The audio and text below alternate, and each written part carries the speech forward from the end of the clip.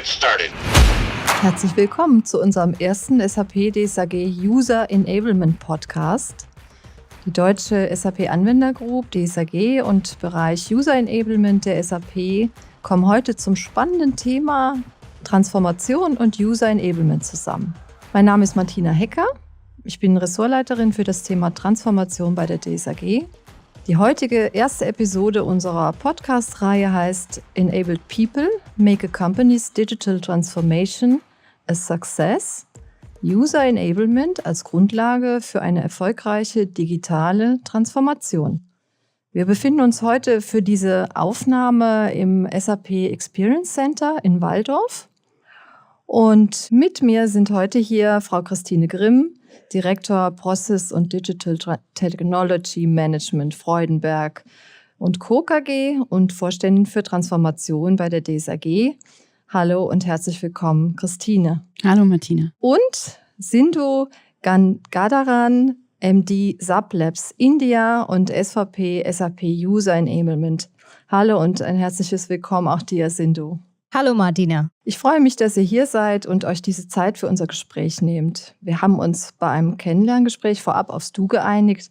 Bisher seid ihr euch jedoch noch recht unbekannt. Und umso mehr freuen wir uns über die heutige Gelegenheit, ins Gespräch zu kommen und hoffen auch auf einen weiteren Austausch zu diesem Thema. Ich möchte gerne heute zunächst mit euch beiden darüber sprechen, welchen Einfluss das richtige Enablement der Nutzer für den Erfolg der digitalen Transformation eines Unternehmens hat. Und wie ein Austausch zwischen den DSAG-Anwendungsunternehmen und dem Bereich SAP User Enablement hier unterstützen kann. Sindhu, warum ist aus eurer Erfahrung das Abholen und Einbinden der Menschen in Transformationsprojekten so wichtig? So, Martina, Pega hat ein Live-Study über die Aktivität von Mitarbeitern in Betriebssupport über fast 5 Millionen Stunden durchgeführt. Und in der Studie haben sie festgestellt, dass ein durchschnittlicher Mitarbeiter mehr als 1100 Mal zwischen den 35 Anwendungen hin und her wechselt, die für den Job relevant sind. So, wenn Mitarbeiter, die so intensiv mit der Software arbeiten, in einer Transformation nicht mit an Bord sind und sich mit der Software, die sie nutzen sollen, nicht wohlfühlen, ständig das Gefühl haben, auf Hürden und Blocker zu stoßen, kann die Transformation nicht erfolgreich sein. Und das betrifft aber nicht nur die Endanwender wie in der Studie von Pega, das betrifft auch die Mitarbeiter in der IT und die Berater, die die Transformationsprojekte durchführen. Auch für sie müssen Blocker und Hürden aus dem Weg geräumt werden. Ein User Enablement, das an der richtigen Stelle, das heißt genau an der Stelle, wo der Nutzer es braucht, zur Verfügung steht und das auf den jeweiligen Nutzer zugeschnitten ist, das heißt seine Arbeitsumgebung und seine Rolle und Erfahrung mit in die Auswahl der angebotenen Enablement-Materialien einbezieht, kann genau das leisten. Das klingt schlüssig, Sindhu. Lass uns später mal darauf eingehen, wie weit die SAP dies schon erkannt und in ihren Lösungen umgesetzt hat. Christine, bei Freudenberg seid ihr mit der digitalen Transformation schon sehr weit.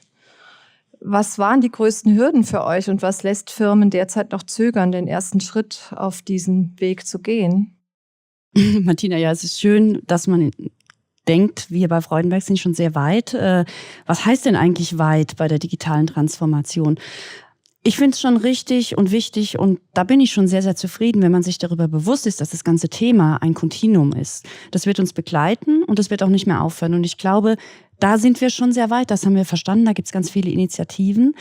Allerdings tendieren wir, bei Freudenberg auch, weil wir sind Innovating Together, wir sind schon eine Technology-Focused Company, die Herausforderungen der digitalen Transformation immer so ein bisschen mit so einem Technologiefokus zu betrachten. Und das ist natürlich immer ein Bestandteil, aber das ist auch ein großes Risiko, weil die Technologie, die ist ein Enabler. Die tatsächliche Transformation passiert aber dann, wenn die Menschen die Technologie nutzen und eben in der Art und Weise, wie sie die Technologie nutzen. Das führt dann dazu, dass Transformation wirklich passiert und spürbar ist und auch erlebbar ist. Und kommen wir wieder zu den Schritten und den Hürden. Also um die Menschen und eben auch die User dazu zu bringen, die Technologie zu akzeptieren und eben auch zu verwenden, ist Enablement und halt auch das kontinuierliche Lernen ein ganz, ganz, ganz wichtiger Bestandteil. Und das ist eine wichtige Erkenntnis und auch eine große Herausforderung.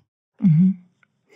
Ja, sind bei euch bei der SAP diese Hürden bekannt und was plant ihr, um das zu adressieren und die Kunden, die vor einem Start der digitalen Transformation stehen, da besser zu unterstützen? Ja, Martina, wie schon gesagt, sehen wir das richtige Enablement der Nutzer als ein wichtiger Faktor für den Erfolg der digitalen Transformation an.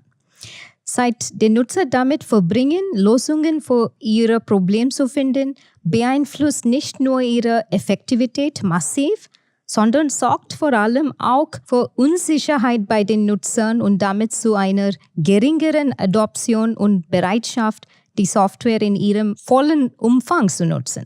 Und hier eine Studie von McKinsey besagt, dass nur eine von 5 Firmen mehr als 50% des erwarteten Nutzens realisieren kann. Damit können die Ziele, die ein Transformationsprojekt hat, kaum erreicht werden. So Martina, in meinem Bereich SAP User Enablement gibt es in diesem Form seit dem Jahr 2020 und wir widmen uns genau diesem Thema. Wir haben damals die 3 zentralen Teams für das Enablement der Nutzer zusammengeführt. Die Digital Adoption Plattform SAP Enable Now, die Language Services und wir stellen Services und Infrastruktur für die Autoren bereit, die selbst weiterhin dezentral in den jeweiligen Entwicklungsteams organisiert sind. Und gemeinsam adressieren wir nun genau dieses Thema. Im Rahmen unseres North Star for User Enablement haben wir in den letzten Jahren einige Projekte angestoßen, die die Hilfe personalisiert machen sollen und sie dort zur Verfügung stellen soll, wo die Nutzer sie benötigen und sie stets in der Sprache der Nutzer anbieten. Einige der Projekte sind schon für die Kunden verfügbar, wie zum Beispiel die Ad-Hoc-Übersetzung der Feldhilfe direkt im SAP Companion. Anderen sollen dieses Jahr für Kunden verfügbar werden. In dieser Phase ist es nun für uns sehr wichtig, Feedback und Input der Nutzer zu bekommen und auch Pilotkunden zu finden. Deshalb freuen wir uns sehr über die geplante engere Zusammenarbeit zwischen SAP User Enablement und der DSAG, insbesondere dem Bereich Transformation. Das hört sich schon wirklich gut an, Sindo. Was meinst du dazu, Christine? Wie siehst du es aus Sicht unserer Anwenderunternehmen in der DSAG? Ja, also das hört sich natürlich sehr gut an. Theoretisch hört sich das alles auch wirklich gut an. Und ich bin super froh, dass die SAP verstanden hat, dass es eigentlich gar nicht genug Enablement geben kann. Und interessant wird es eben dann, diese Theorie auch in die Praxistauglichkeit der Unternehmen und der User zu überführen. Und die größte Herausforderung sehe ich hier, diesen gordischen Knoten von diesen unzähligen Angeboten und Verantwortlichkeiten und Services zu lösen. Ja, zu zerschlagen wäre ein bisschen hart, aber vielleicht können wir ihn so ein bisschen auseinanderpuzzeln. Aus Kundensicht, aus DSAG-Sicht ist es wichtig, die Strategie der SAP zu verstehen Richtung Enablement. Welche Angebote habe ich, wann und wofür, wann lerne ich, was wie? Weil ich sage jetzt mal, in einem Projekt liegt der Fokus höchstwahrscheinlich mehr auf einem gemeinsamen Onboarding des Projektes, andere Formate, mehr Fokus vielleicht auf Lernen und Kennenlernen meiner Architektur, meiner Themen. Wenn ich aber in einem kontinuierlichen Veränderungsprozess bin, vielleicht nach einem Projekt oder in einem Transformationsprojekt, nach einer Migration, dann haben wir einen anderen Fokus. Ja, welche Rollen spreche ich dann an? Stichwort Inhouse-Berater, End-User. Wie kann ich kontinuierlich meine Mitarbeiter ausbilden? Und hier benötigen wir kompaktere Informationen zu den Technologien, zu den Prozessen und höchstwahrscheinlich auch andere Formate und anderen Content. Und diese Klärung und Strukturierung dieser unterschiedlichen Ansätze, Lösungen, des Contents, der Services und auch der Methoden unterstützen wir als DSAG und insbesondere natürlich im Ressort Transformation, aber mit Sicherheit auch in der Academy sehr, sehr gerne, um eben unsere Nutzer und Mitgliedsunternehmen dabei zu unterstützen, in den verschiedensten Phasen der digitalen Transformation oder eben ihrer digitalen Transformation die richtigen Enablement-Angebote zu bekommen und vor allen Dingen eben auch zu identifizieren. Denn diese neuen Produkte und Lösungen, für die wir das dann bauen, oder die SAP natürlich, die sind natürlich nur wertvoll, wenn man sie auch verwendet und somit Wertschöpfung in den Unternehmen generiert. Und am besten genau immer dann sollte man eben auch die Informationen bekommen, dort, wo sie benötigt werden, also im täglichen Doing. Ja, und wir stehen in einem engen Austausch mit SAP Learning auch, Christina. Und mit SAP Enable Now haben wir einen Kanal, der sowohl die Hilfe als auch Learning-Angebote direkt von der Nutzoberfläche aus zugänglich macht und auch Kunden eigene Materialien einbinden kann. Das richtet sich vor allem an den Business-Users. Wir wollen aber noch einen Schritt weitergehen und planen ein gezieltes Angebot, das Projektteams bei den Implementierungsprojekten unterstützt. Hier wollen wir den Scope des jeweiligen Implementierungsprojekts als Grundlage für eine Learning- und Help-Needs-Analyse nehmen und in SAP Enable Now alle für diesen Scope notwendigen Hilfe- und Schulungsmaterialien zusammenstellen. Und die Kunden können diesen Scope auch noch durch eigene Materialien ergänzen, beziehungsweise in einem weiteren Schritt die Standardmaterialien anpassen. Das ist der erste Schritt auf unserem geplanten Weg zu einem personalisierten Enablement aller Nutzer. Mhm. Was können wir uns unter einem personalisierten Enablement genau vorstellen, Sindhu? So die Produktdokumentation, Martina, der SAP lässt kaum Fragen offen. Sie ist sehr umfassend, was aber auch dazu führt, dass es sehr viele Dokumentationen gibt. Nicht nur auf dem SAP Help Portal, sondern auch in anderen Kanälen wie in den Blogs und Q&As der SAP Communities oder in Knowledge Base Articles und seit neuer Zeit auch auf GitHub Pages. Aber das sorgt auch dafür, dass die Suche nach dem Inhalt, der im konkreten Fall dem Nutzer weiterhelfen kann, nicht immer ganz einfach ist. Die Nutzer müssen ihren Kontext, das UI, verlassen und aktiv auf die Suche gehen. Das wollen wir ändern.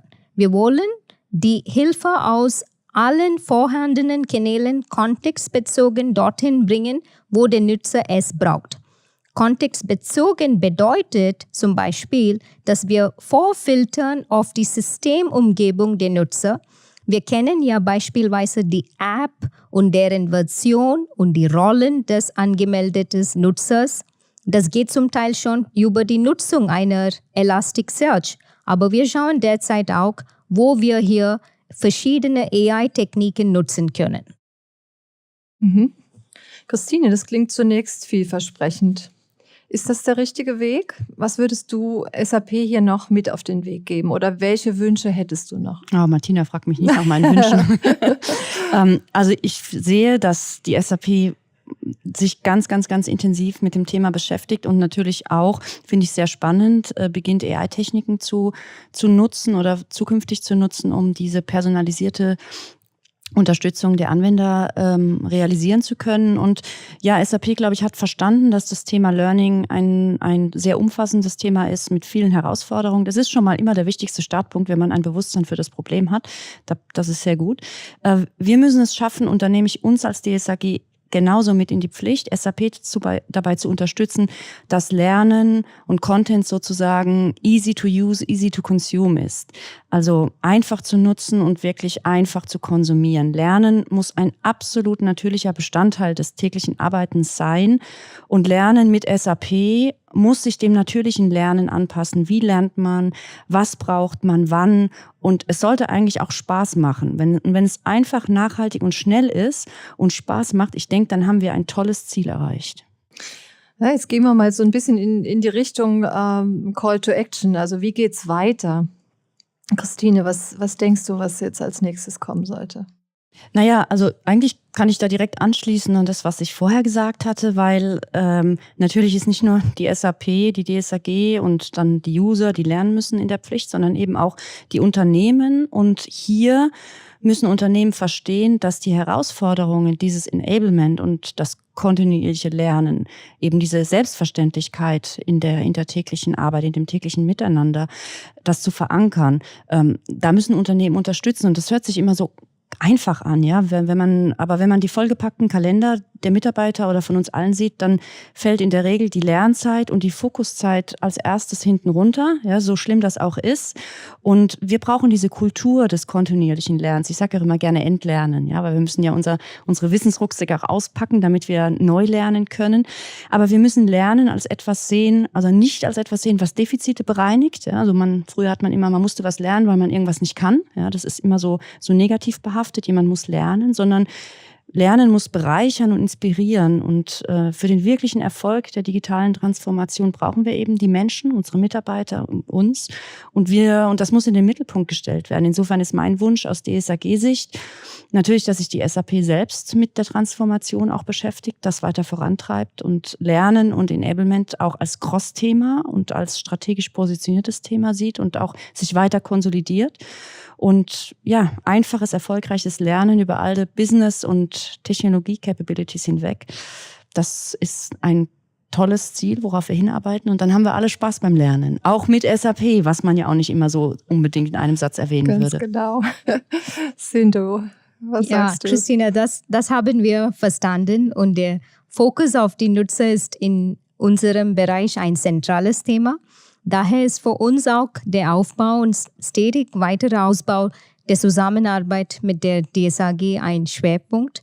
Dieser Podcast ist der Start zu einer Webinar-Serie über die DSAG, in der wir Themen, an denen wir gerade arbeiten, vorstellen können.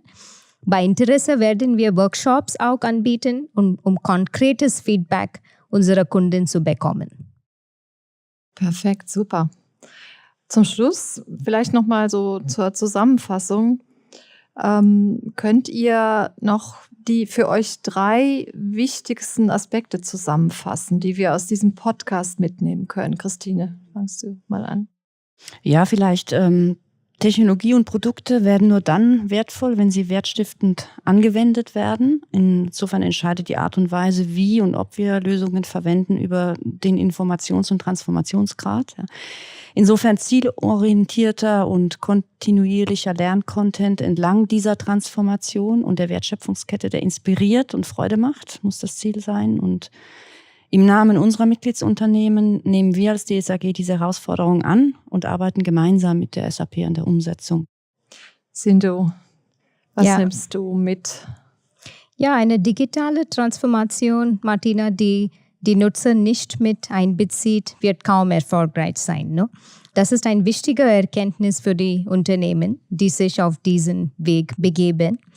Als SAP wollen wir das mit einem Enablement-Angebot unterstützen, das mehr als zuvor auf die jeweiligen Nutzer ausgelegt ist und Hürden und Blockaden aus dem Weg räumt.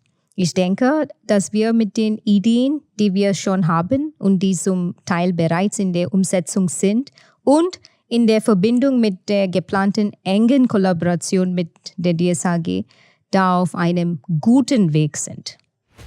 Ja, vielen Dank euch beiden für diese interessanten Einblicke. Wir werden nach diesem Podcast die angesprochenen Angebote im DSAG-Net und auch in den Social-Media-Kanälen, die hier unterhalb des Podcasts verlinkt sind, natürlich zeigen.